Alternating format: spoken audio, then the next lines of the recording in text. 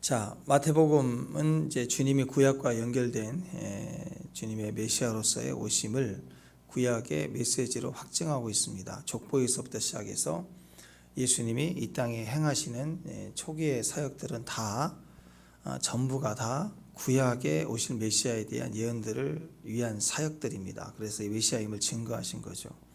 그리고 하나님의 나라, 그 나라를 이 땅에 이루기 위해서 오신 분이심을 설교하시잖아요. 그래서 마태복음 13장 그러면 천국은 하나님 나라를 실제로 증거하고 있습니다. 우리는 유대인들이 그랬듯이 우리식의 천국을 상상하죠. 천국 그러면 사실 저희 어렸을 때 제가 주일학교 다닐 때 그때 이렇게 만화 쪽지 복음 주고 이런 거 보면 전부 천국은 막 풍성하다는 표현을요, 상다리 부러지는 큰 상에다가 막 닭, 그다음에 파인애플 보지도 못한 이렇게 바나나 막 이런 거에서 엄청 잔치를 하는 막 그런 걸로 보이죠. 먹고 살지 못해서 그런지 막 그게 천국의 개념이었기도 해요. 막 그때 기아 지붕 그런 거였어요. 지금 생각하면 아이들이 천국 가면 기아 지붕 그런 게 있을 것 같아. 그러지 않잖아요, 그죠? 오히려 건물이 육면체로 정육면체로 요한계시록 보면 그렇게 세워져 있잖아요. 그러니까 우리의 상상과 세계보다 훨씬 더 크다는 거죠. 사람들은 다 자기식으로 받아들이거든요. 그래서 천국은 이런 거야 라고 주님이 다시 하나님의 관점의 천국을 얘기하시는데, 그러면서 그 천국을 이루기 위해서 메시지를 주었을 때 이제 드디어 이 땅에 이렇게 맞닿는 고백이 하나 있었죠. 주여, 주는 그리스도시요 살아계신 하나님입니다. 이 베드로의 고백을 기뻐하시고 이 고백 위에 내가 교회를 세운다 하시면서 그 교회를 세우는 방법은 뿅 하고 짠 갖다 주는 게 아니라 예수님이 진 십자가에 오르셔야지만이 가능하다. 그러면서 십자가에 오르실 길, 그리고 그때 세워질 그 교회는 그냥 건물 하나 던져주는 그런 모습이 아니라 예수님이 죽어서 머리가 되고 이 땅에 한 번도 세워진 적이 없는 교회가, 몸된 교회가 세워져서 머리와 몸이 하나가 되어 있는 완전한 기름 부음의 통치가 이루어지는 곳, 그런 모임을 이 땅에서 형성하시겠다, 그 얘기입니다. 그래서 오늘 이 18장에 쭉 나와 있는 이 비유들도요, 물론 이제 천국은 이런 것이다 이런 개념이지만 이것을 장차 올 천국의 모습으로 보는 게 아니고 이 땅에 있는 교회, 그게 하나님의 나라를 상징하잖아요. 이 땅에 있는 하나님 나라, 교회는 이러해야 된다, 이런 개념들을 설명해 주고 있는 것입니다. 그래서 실제적으로 이 땅에서 우리가 살아가면서 경험해야 될 천국은 뭐냐? 한마디로 교회다. 교회를 업신여기면 안 되고, 교회를 소중히 여겨야 되고, 교회를 세워가야 되고, 이 땅의 소망은 교회밖에 없어요. 그래서 여러분, 이 비유라고 하는 것은 천국에 우리가 가본 적이 없기 때문에 우리가 알고 있는 개념을 통해서 자꾸 천국을 이렇게 설명하려고 하는 거예요. 그래서 예수님은 비유로 천국을 설명하시고 예를 들어 설명하실 때 그 포인트가 중요하죠. 포인트를 잘못 잡으면 엉터리 같은 해석이 되는 거예요. 그래서 오늘 그 잃어버린 그 이야기가 계속 나와요. 잃어버린 양, 그 다음에 이제 계속 이어서 보면 잃어버린 드라크마, 잃어버린 아들, 뭐 이런 게 계속 나오거든요. 이런 대부분의 것들은 다 점진적으로 천국에 대한 메시지를 주고 있는 거예요. 거기는. 자, 그래서 오늘 그 메시지의 제일 이제 오늘 나와 있는 내용으로만 보면은 묻고 푸는 권세가 제일 크게 나와 있어요. 묻고 푸는 권세.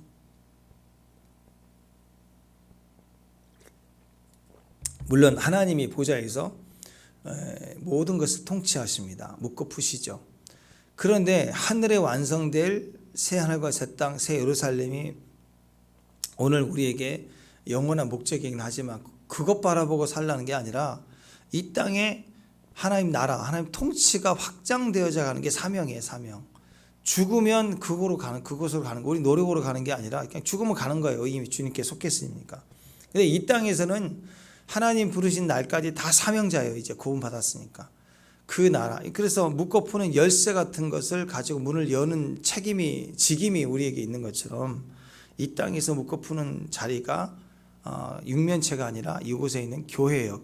교회가 모여서 하늘에서 풀어지고 또 묶으면 묶어지고 그 얘기입니다. 그래서 땅에서 매면 하늘에서 풀리고, 이게 우선이에요. 땅이 먼저인 것이죠. 그 말은 교회가 먼저다. 교회가 모여서 풀면 하늘에서도 하나님이 풀어주신다, 그 얘기예요. 하늘의 행동이 땅의 행동에 영향력을 받는다는 것이죠. 그 일을 누가 하셨는가? 예수님이 하신 거예요. 예수님이. 그래서 우리 위치가 얼마나 중요한가 그걸 알 수 있게 하십니다. 베드로에게 천국 열쇠를 주는 것처럼 하나님께서 모세에게 지팡이를 주었어요. 그 지팡이는 마치 열쇠와 같은 것입니다. 출애굽기 14장에 보면 하늘에서부터 권능이 떨어지는데, 그 권능으로 이제 이 애굽 사람들을 다시 보지 못하게 할 것이며, 홍해가 쫙 갈라지는 권능이 터지는데, 그건 하늘의 일이죠. 땅의 일이 아니에요. 근데 그 하늘의 일이 어떻게 역사돼서 쏟아졌느냐? 모세가 그 지팡이를 가지고 물 위에서 쳤기 때문에, 먼저 치니까 열쇠를 여는 것이 열리니까 하늘이 쫙 하고 열리더라. 묶어 푸는 열쇠를 모세에게 주었어요. 지팡이에 주었다라는 거예요. 그래서 우리는요, 이 묶어 푸는 권세가 물론 하나님께 있습니다. 하늘 보좌의 아버지가 권세를 다스리시죠. 그러나 그 모든 것에 대해서는 내가 주의 그 이름 안에서 주어진 그 과정 속에, 권위를 가진 그 과정 속에서 그것을 기도하고 그것을 품어서 역사에 가기 시작해야 되는 거예요. 그 미국에서 제일 침례교회가 굉장히 큰 교회인데요. 그 교회를 처음 그 개척하셨던 그 뚜루의 목사님이란 분이 있어요. 그분이 그 집회 때 초기에 막 집회를 하면서 뭐라고 그랬느냐, 동의하는 기도, 묶어푸는 권세를 어떻게 해석을 했냐면 참 독특해요. 동의하는 기도다, 이렇게 해가지고 묶어푸는 것을 한 사람의 개인이 막 엄청난 기도의 양을 쌓아서 풀릴지어다 그럼 풀리고, 묶일지어다 그럼 묶이고, 뭐 이런 개념이 아니라 신약의 완성이 교회라고 그랬잖아요. 구약에서는 모세가 지팡이 치니까 열리고, 엘리야가 갈멜산 산상에서 묶어버리니까 묶이고, 또 풀어버리니까 비가 또 3년 반 만에 다시 오기 시작하잖아요. 신약에서는 이렇게 한두 사람의 영향력으로 묶어푸는 게 아니라 교회들입니다. 교회들이 묶는 거예요. 그래서 이 목사님은 참 귀하게도 동의하는 기도라고 표현을 했습니다. 그래가지고 그 집회 때 기도하는데, 그 설교를 하는데, 그 중에 벌목공, 미국에 이제 지금도 벌목공이 많죠. 큰 나무가 사람이 한 5사람이 손잡고 덮어도 이렇게 아름아를 할 수 없는 큰 나무들이 있잖아요. 지금도 이제 큰 벌목을 하고 그러는데, 캐나다는 특히 더 많잖아요. 근데 그분이 와가지고, 목사님, 제가 오늘 은혜의 감동을 받았는데, 오늘 이 마태복음 18장 18절 말씀에 저는 동의합니다. 이제 이후에 나와요. 묶어푸는 권세에 대한 얘기거든요. 그래서 제 삶에 이게 풀리기를 원해요. 그러면서 뭐라고 얘기했냐면, 지금까지 여러 목사님들에게 기도 부탁을 하고, 기도 부탁할 때 보통 기도 부탁을 하잖아요. 근데 자기가 믿고 있는 것에 동의를 해줄 수 있는 분을 찾지 못했다는. 근데 오늘 말씀을 보니까 제가 믿고 있는 이것이 이루어질 것을 목사님이 동의해 주면, 이게 합심할 때, 두세 사람이 합심할 때 천국이 열리고 하늘이 열리는 것을 저는 믿는데, 목사님 제 말에 동의해 줄 수 있습니까? 예, 무엇입니까? 그랬더니 자기 친구가 있는데, 이 친구가 너무 소중하대요. 근데 이 친구를 믿지 않는데요. 아무리 전도를 믿지 않는데. 그리고 그 부인과 그 3명의 자녀가 어려움을 겪고 있는데 믿지를 않는데, 이들이 믿지 않으면 지옥 가는데 너무 마음이 아프다고, 너무너무 오랫동안 기도했는데, 근데 오늘 그것이 이루어질 것 같은 믿음이 생긴대. 그래서 목사님 동의해 주세요. 그랬더니 목사님 손을 딱 붙잡고는 제가 예스 동의합니다. 예스 동의합니다.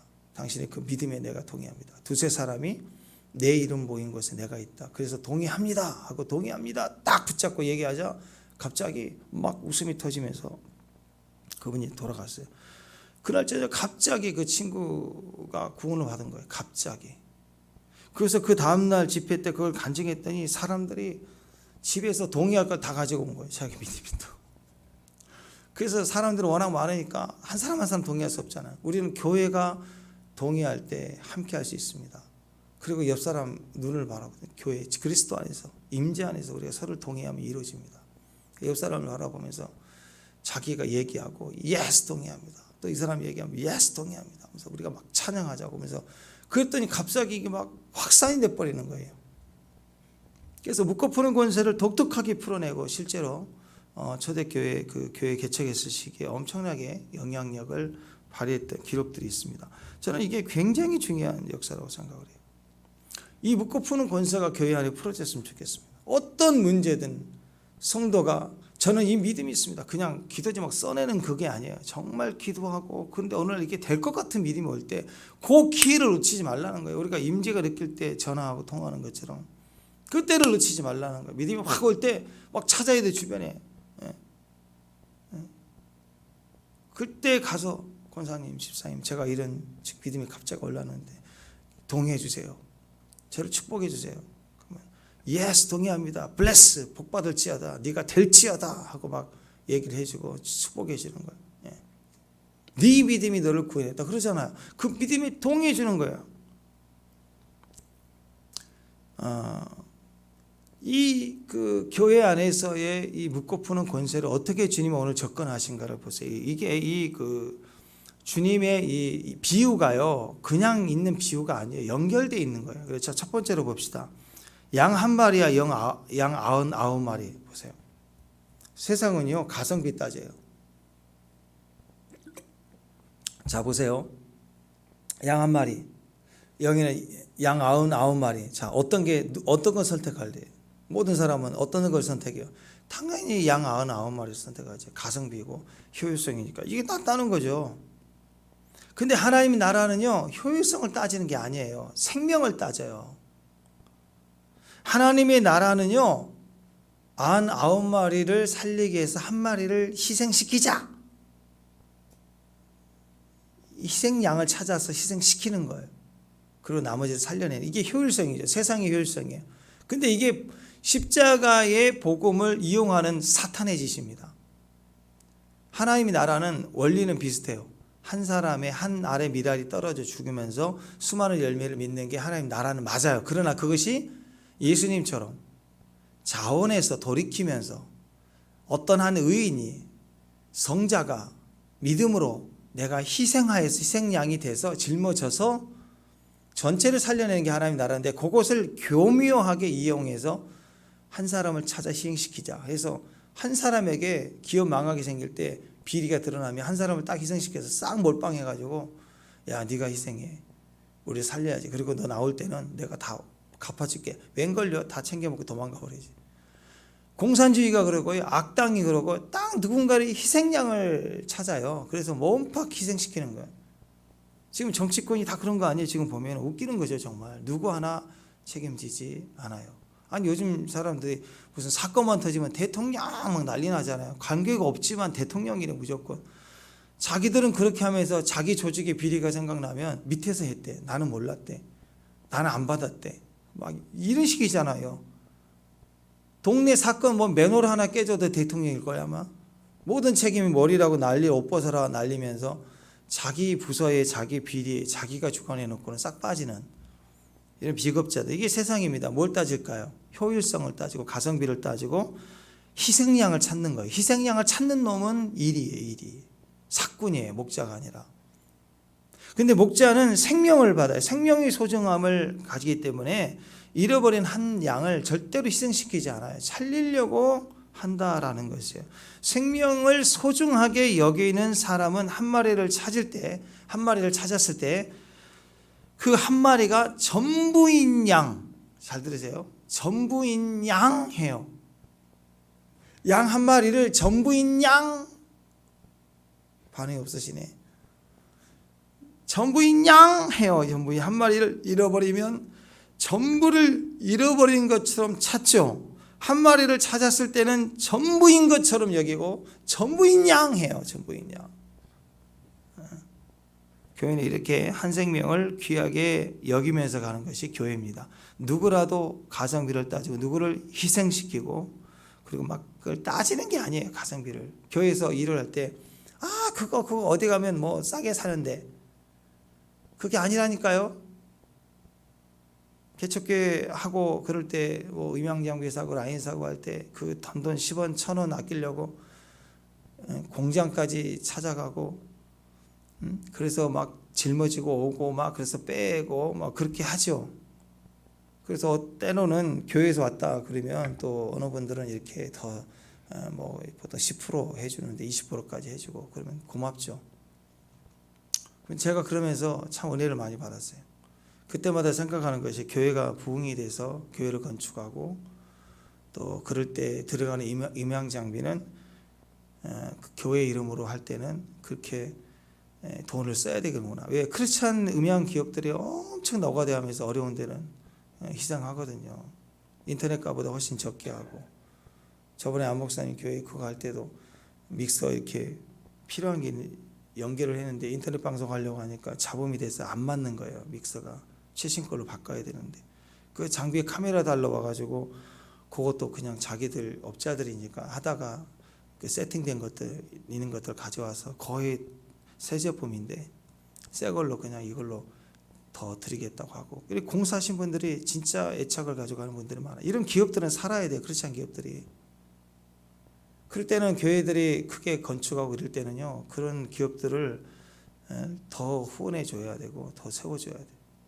근데 교회들이 말이 많으니까 음향장비 바꾸면서 음향장비 비싸잖아요. 그런데 그 기업들을 알아보고 하나의 인도하심을 따라서 그분들에게 지금까지 교회를 섬기면서 고생이 있는데 우리 교회 섬길 때는 완벽하게 시스템 해달라고. 그러나 우리가 후원도 선교도 하는데 그래서 바가지 쓰라는 소리는 아니지만 적정선에서 해서 밀리지 않고 또 계약해서 하는데 그때 좀 음향한다는 그런 조금 이런 비루들이 막 목사님 그거 뭐 인터넷 최저가가 어딘데 어디가 더 싼데 뭐 그런 소리 나는 사람도 있다. 어디가 뭐 식당에서 무슨 뭐 재료 사는데 어디가 더 싼데 이런 거 아니라고요. 책임자가 알아서 다 맡아서 한다고요. 손 한 번 담그지 않으면서 DS전에서 말 많이 하는 사람도 얼마나 많은지 몰라요. 그리고 몰라 또 장비는요. 시공할 때 보면 전선에 따라서 완전히 또 달라져요. 시공비가. 근데 그런 거 보지도 않고 가격 싸게 하면 뒤에서 후려치거든요. 전선을 얇은 걸로 바꿔버리고 안 보이는데 매장할 때 마무리가 틀리고 다. 그래서 그럴 때 보면 생명을 가성비 따지면서 교회 일을 가성비 따지고 하는 사람, 머리 굴리면서 맷돌 돌아가는 사람, 소중하게 일은 잘 못해도 하고 싶어요 해서 막 같이 섬기고 하는 사람, 같이 하는 게 일이 좀 늦어져도 재밌어요. 교회는 그 가성비 따지는 거예요. 이 일을 누가 합시다 그러면 누구 집사님이 잘하는데 그분 시켜야 되는데 언제까지 그 사람 사골꾼도 아니고 계속 우려먹겠어요. 그분과 같이 하는 거예요. 왜 그 사람만 짐지우려고 그래요. 교회는요 생명이 같이 하는 거예요. 그래서 못하든 잘하든 하면서 얼굴 보면 빵긋 웃으면서 기뻐하면서 즐거움으로 재미로 잘하는 사람이 한 게 아니고 생명이 하는 일이라니까. 교회 일은 한 마리 99마리 비교할 수 없어요. 다 생명이에요. 한 마리를 찾을 때는 99마리만큼이나 찾아요. 전부인 양 찾고 한 마리를 찾으면 전부인 양 얻은 것처럼 기뻐한다. 그게 교회라는 것입니다. 그래서 한 영혼이라도 미워하고 싫어하고 잘하는 사람은 기뻐하고 그건 가짜들이에요. 교회는 한 생명을 귀하게 여기면서 가는 겁니다. 할렐루야 아멘. 가성비 따지면서 가는 게 아니에요. 교회 일은 가성비 따지는 게 아닙니다. 생명을 생각하면서 일을 하는 거예요. 그래서 주방 일하면서 같이 웃고 울고 기쁘고 차 한잔 마시고 히덕거리다 깔깔대다가 배꼽 잤다가 그러면서 생명이 팍 터지면서 가는 거예요. 자꾸. 그래서 모이면서 하는 거죠. 그 요즘 현대교회가 교회가 커지니까 모이려고 하지 않고 또 물론 이제 다 주부들도 일을 하는 그런 시대니까 주중에 교회 청소하자 그러면 우리처럼 작으면 괜찮지만 큰 교회 청소하자 그러면 다 모여야 되는데 큰 예배당에 한 10명 모여가지고 못해요 일. 그러니까 그냥 가성비 따지면 우리가 못하니까 그 얼마씩 용역이 맡기면 되지 이래가지고 교회 그다음에 급식도 다 해준대. 급식도 이렇게 얼마씩 하면 배달해 준다고 그러고 막 그렇게 지금 되어져 가잖아요. 교회를 자꾸 가성비 따지면 안 돼요. 가성비 효율성 그런 게 아닙니다. 생명으로 따져야 돼. 그 하나의 섬김과 함께 모이는 것이 즐거운 거예요. 15절 16절 17절 보면 오늘 이제 그 두 번째입니다. 자, 묶어 푸는 권세의 첫 번째 접근의 생명입니다. 생명 가성비가 아니다. 네. 자, 기억하셔야 돼요. 두 번째 15절, 16절, 17절은 뭐가 나왔냐면 거룩에 대해서 이렇게 출교하는 그런 모습이 나오죠. 형제가 죄를 지었어요. 그러면 어떻게 해야 되느냐? 여러 단계를 거쳐서 교회를 거룩하게 하라는 거죠. 자, 교회는 한 마리가 99마리가 똑같다고 그랬죠. 한 몸이라고 그랬죠. 그러니까 몸에, 우리 사람 몸에도 암세포가 들어오면, 그래서 이렇게 다리에 암이 생겼다. 그러면 다리만 잘라낼 부분이 아니잖아요. 온몸이 아픈 거예요, 다. 그래서 한 형제가 죄를 지으면 전체가 병든 거예요. 그래서 교회를 거룩하게 하는 방법이에요. 근데 희생양 생각하는 사람, 생명 생각하는 사람, 가성교회 생각하는 사람 빨리 잘라버리자. 그게 아니라는 거예요. 교회 안에 한 형제가 분명히 죄를 지은 걸 봤다. 그러면 여러 단계를 거쳐서 전체를 거룩하게 해야 돼요. 그 형제도 거룩하게 하고 우리도 거룩하게 해야 돼요. 어떻게 해야 되느냐? 그 형제의 죄를 거룩하게 하는 주님의 방법이 나와 있는데, 어떤 사람들은 그 형제를 잘라내버리자. 저 나쁜 놈이다. 저 사람 과거가 그런 거다. 이래가지고 그 형제의 죄를 이용해서 내가 똑똑한 사람인 거 증명해내요. 내가 교회를 살리는 의인이라고 증명해내려고 해요. 이익이 있어요. 어떤 이익이 있어요. 그래서 정의, 공의, 뭐가 옳으냐 해가지고 막 떠벌려 버려요. 그 마음의 중심은 이용하는 거예요. 자기 이익, 자기 위치. 예. 순서는 이렇게 나와 있죠. 1대1. 오늘 순서는 1대1. 그 다음에 두세 증인. 그 다음에 교회 전체. 그리고 출교. 이런 순서입니다. 한 사람이 죄를 지으면 이 관계를 단계를 거쳐가는데, 죄를 지으면 제일 먼저 발견한 사람이 가서 그 형제 1대1로 얘기를 해야 돼요. 성도로서 이런 일을 하면 안 된다. 딱 정확하게 얘기해야 돼요. 근데 말을 안 들어. 그러면 두세 친한, 그리고 책임질 수 있는 두세 증인이 같이 가서 같이 얘기를 해야 돼요. 형제, 이건 더 이상 마약을 하면 안 된다. 뭐 비리하면 안 된다. 죄를 지면 안 된다. 횡령하면 안 된다. 이걸 얘기를 해야 돼요. 그래도 계속 한다 그러면 교회에 얘기해서 교회 전체가 심각하게 고민을 하고 대표자인 목사님이 가서 정확하게 얘기해야 돼요. 안 된다고. 교회 한 몸으로서 안 된다. 그럴 때 지키지 않으면 어떻게 해야 되냐? 출교시키라는 거예요. 그래서 교회를 보호하고 그들이 그 공동체를 떠났을 때 예배를 잃어버린 게 되죠. 예배할 자격을 잃어버린 거예요. 다시 성전 예배를 할 수가 없게 제한하는 거예요. 그걸 통해서 내가 아니었구나. 이거 좀 얻을 이익 보려고 횡령했던 이가 아니구나. 그럴 때 회개하고 돌아오지 않겠어요? 회개할 수 있도록 기회를 더 주는 거예요, 사실은. 근데 요즘에는 역교회 가버려요, 자기가. 듣겠다 싶으면. 출교라는 의미가 별로 없어요. 그렇지만 오늘 주님이 거룩하게 하시는 이 과정 속에서 이 단계들이 있다. 그 얘기를 합니다. 자, 교회는 이렇게 잘못된 일을 처리하는 과정을 통해서도 모두가 다 같이 하나님 은혜의 속에 들어가게 하신다라는 거예요. 그러니까 교회는 이런 한 형제의 죄, 또 이것처럼 교회는 여러 가지 크고 작은 일들이 있잖아요. 그 일이 있을 때마다 어떻게 해야 되느냐? 같이 기도해 가며 풀어가는 과정이 있어야 되는 거예요. 자, 개인적인 일이 있을 때도 그래요. 개인의 일이 있을 때도 혼자 기도해야 돼요. 어떤 사람은 자기를 기도하지 않고 막 기도 제목만 남발하는 분이 있어요. 예전에 우리 성도 중에 한 분이 그랬어요. 그분이 이제 옷가게를 하시는 분인데, 가기 전에 8시, 9시 되기 전에 출근하면서 기도 문자를 엄청 날려요. 저한테 목사님 기도해 주세요. 오는 분. 그래서 그래요. 믿음으로 기도로 열심히 하는 분이다 라고 생각을 했어요. 나중에 알고 보니까 본인은 기도 안 해. 아침마다 나한테 기도 제목 넘겨놓고 숙제 넘겨놓고 자기 숙제 나한테 넘겨놓고 해주는 거야. 근데 나중에 안 한다 그랬어. 안 한다 그랬어. 아니, 자기가 기도하는데 내가 왜 기도하냐고. 그냥 그런 분들이 있어요. 옆에 기도 제목을 막 기도 시간 때 나타나서 기도 제목만 알려주고는 자기는 안 하고, 또 단톡에 기도 제목만 알려고 자기는 안 해. 그런 분이 있어요. 첫 번째는 내 문제에 대해서 내가 기도해야 돼요. 그리고 내 가장 친한 분들에게 정말 갈급할 때는, 너무 급할 때는 기도 제목을 살짝 나눌 수 있는 그런 분들. 그 다음에 더 크다. 무슨 정말 사고가 나서 병원에 가서 좀 위급하다. 이럴 경우에도 전체 기도 부탁을 해야죠. 그죠? 교회 단톡에 알려서. 그리고 또 목사님이 신방 가서 같이 기도하고 이렇게 같이 기도도 하고 그런 배경으로 우리가 성장해 가야 됩니다. 그러니까 죄 문제뿐만 아니라 크고 작은 일이 있을 때마다 같이 기도하면서 같이 풀어가는 거예요. 우리 큐티 때 개인 여러 가지 상황들을 감동을 나누고 할 때 그게 사실은 우리 안에 꽂히거든요. 교회가 짐을 져서 나도 그랬는데 그렇구나 위로도 해주지만 집에 있는 동안에 또 혼자 생각날 때 우리가 기도를 하잖아요. 그런 것들을 사정들을 가지고 교회는 그렇게 믿음을 가지고 함께 풀어가는 과정이 있어야 그게 교회예요. 교회 공동체에는 그렇게 같이 묶고 푸는 거예요. 같이 묶고 푸는 역사가 나타나게 되는 것입니다. 그래서 여기서 얘기하는 거 기억해야 됩니다. 그래서 묶고 푸는 권세는요, 교회 권세예요.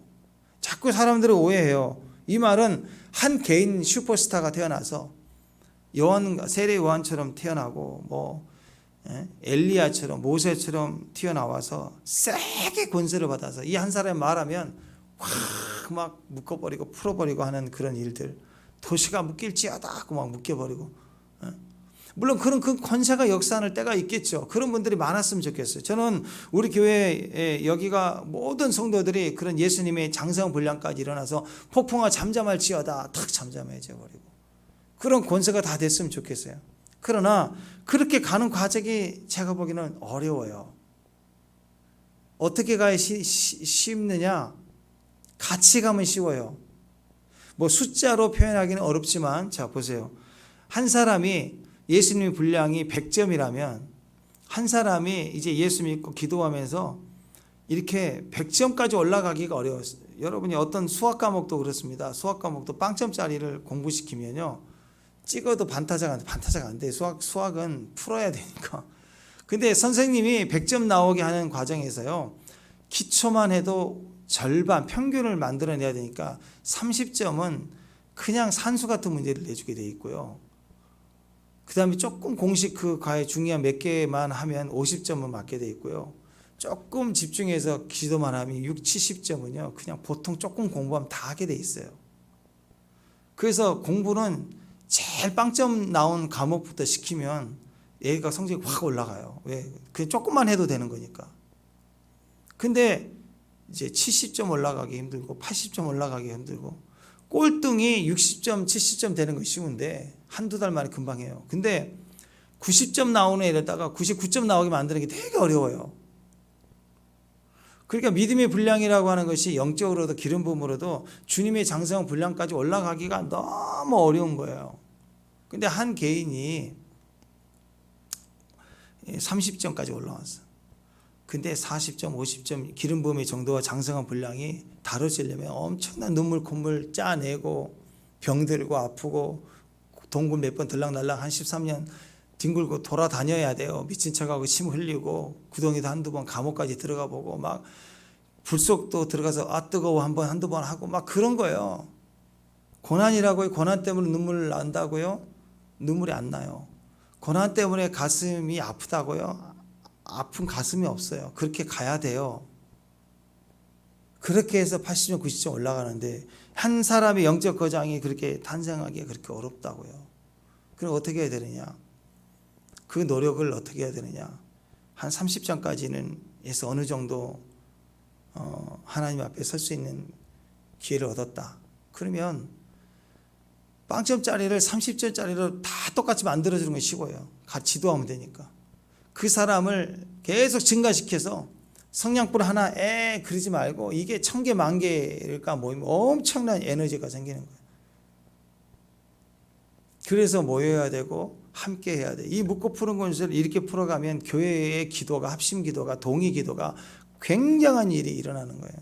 물론 끊임없이 자기 분량에 장성해지도록 기도해야 됩니다. 그러나 함께 하려고 할 때 더 강력해지는 거예요. 그래서 내 영적 개인적으로는 큐티하면서 자기를 분별하고 믿음으로 저 성장하려고 해야 되지만 동시에 내 가족을 살피고 믿음이 떨어져 있는 자녀들 가족을 향해서 중보하고 함께 가려고 손을 잡고 하는 것이 그래서 더 중요한 거예요. 교회는 교회 안에서 한 사람 뛰어난 영성가를 원하는 게 아닙니다. 같이 갈 수 있는 사람을 원하는 거예요. 예수님도 한적한 곳에 혼자 기도하셨지만 교회와 함께 제자들과 함께하고 나누고 가르치고 계속 했잖아요. 왜? 그 불 때우는 게 쉬우니까. 이 나라가 거대해지니까, 하나님 나라는. 그래서 여러분 18절에서 묻고 푸는 권세를 말할 때 기억해야 됩니다. 18절에서 뭐라고 했냐면 아멘 진실로 그러면서 너희에게 이르노니, 한두 사람에게 이르노니가 아니라 너희에게란 말을 써요. 왜? 묻고 푸는 권세는 공동체 권세, 교회 권세니까. 너희에게 이렇게 했습니다. 19절에서도 너희에게 그러죠. 너희 중에 두 사람이 땅에서 합심하며, 혼자가 아니에요. 세게 기도하면이 아니라 합심하면, 동의하면. 묻고 푸는 권세는 특별한 한 사람을 위한 부르심이 아닙니다. 영성가를 위대한 기도자를 원하는 게 아니에요. 교회가 하나가 되어 함께 이루어낼 부르심이라는 거예요. 이루어낼 부르심, 교회의 권세입니다. 그래서 교회는 크고 작은 어려움이 있을 때마다 기도하면서 함께 합심하고 믿고 같이 뒹굴고 같이 웃고, 옆에서 웃으면 같이 웃잖아요. 그게 교회예요. 전철가에서 한 사람 웃으면 옆 사람이 뭐야? 아픈 사람인가? 다 쳐다봐요. 근데 제가 교회에서는 그래, 한 사람 기도하지, 이 사람 막 기뻐하면 같이 기뻐요. 옆에 있는 사람이 같이 막 히히히 깔깔깔. 한 사람 울면 또 같이 막 울어요. 교회는 같이 웃고 같이 울고 같이 묶이고 같이 풀고, 공동체의 권세는 그렇게 점점 강력해지는 거예요. 그래서 교회는 하나가 되는 게 능력이에요. 하나가 되는 게. 기름 부으면 하나됨이라고 그랬죠. 머리와 몸이 하나 되는 거 교회. 두세 사람 하나 되는 거 교회. 아멘. 매너라 모습 보세요. 연합이 기름 부음이에요. 묻고 푸는 권세는 교회의 권세입니다. 교회의 권세는 뭘까요? 하나 되는 데서 나타나요. 아멘. 시편 133편 거룩한 무리들, 형제가 동거해서 하나 되는 것, 기름 부음이 흘러내리죠. 하나 되는 것. 좀 이해가 되십니까?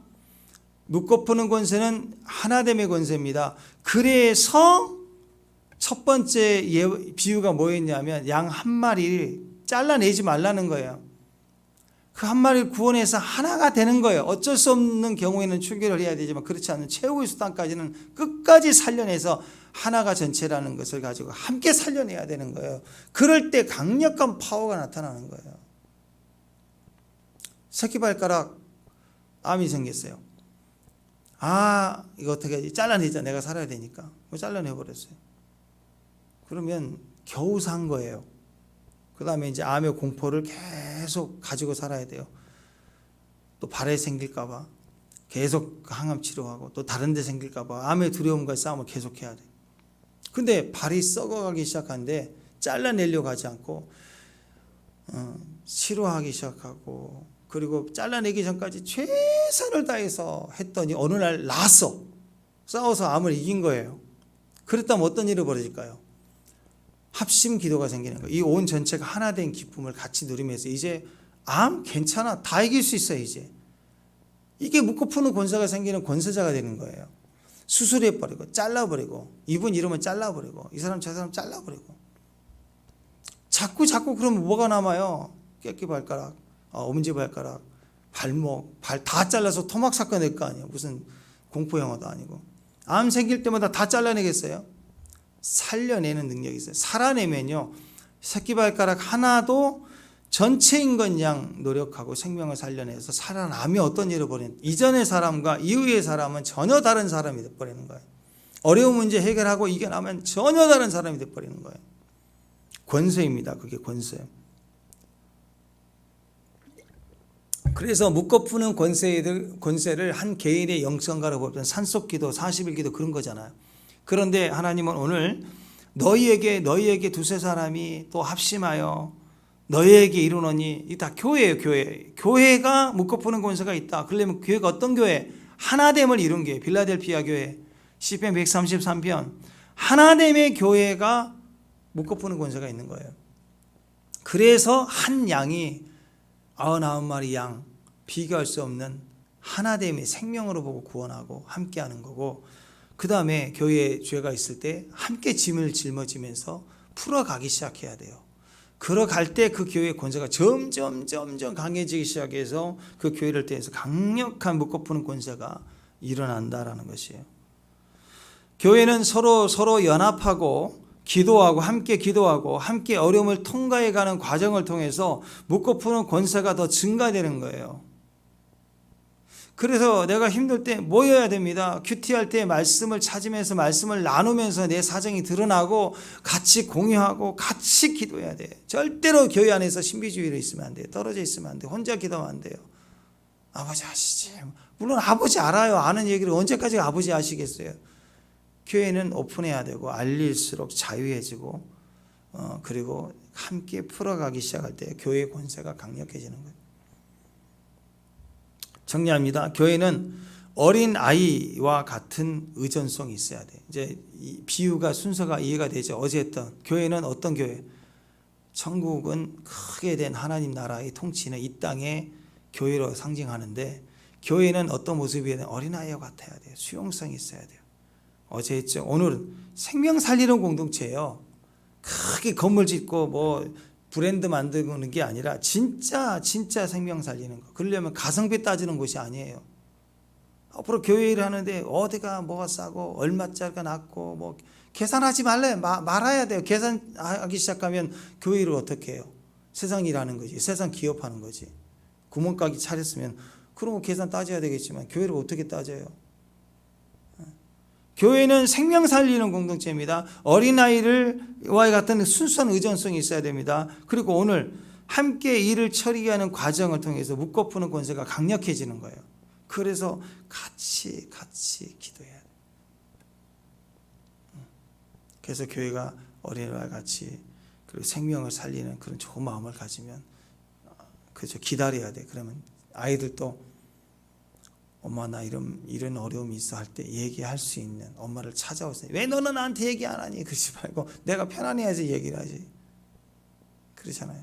그리고 우리가 그런 준비와 그런 공동체와 그런 모임, 큐티만이 아니라 말씀만이 아니라 주방에서 같이 봄동 다듬으면서 권사님 저 이런 일이 있었어요. 집사님 얘기 나누면 그랬어요. 우리 잠깐 나누는 그게 거기서 막 너무 행복해지는 거. 위로도 받고 지혜도 얻고.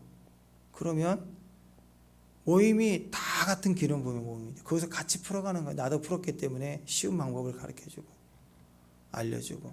그랬을 때 전체가 강력해지는 묶고 푸는 권세로 가는 거고, 그런 배경에서 하나가 딱 됐어요. 주방의 영성, 강단 영성이라고 해서 하나가 딱 됐을 때 전체가 이제 이 민족에 대한 이야기도 딱 풀어놓고 같이 합심에 동의합시다. 뭐 찬양 빵 할 때 진짜 하늘이 콱 하면서 두 쪽 나고 터질 전쟁도 막히고 막 그런 권세가 나지 않겠어요. 그런 권세들이 앞으로 일어날 거라고 저는 믿어요. 그러려면 교회들이 어떻게 해야 되느냐? 작은 일조차도 순수하게 말씀을 아멘 하는 성도가 되고 말씀을 의존하는 한 사람 한 사람들이 생명 살리는, 가성비가 아니라 생명을 위해서 움직일 수 있어야 되고 함께 일을 처리하는 과정이 되도록 서로를 직구가 되고 동행해 갈 때 그때 묶어푸는 강력한 권세가 나타나는 주의 역사가 될 줄로 믿습니다. 그런 저와 여러분 되시길 바랍니다. 기도하겠습니다. 하나님 감사합니다. 묶어푸는 교회의 권세의 강력함을 보게 하옵소서. 어린아이와 같은 마음의 순수함을 끝까지 가지고 가성비가 아니라 생명에 초점을 맞추는 생명의 공동체가 되게 하옵소서. 예수님의 이름으로 기도합니다.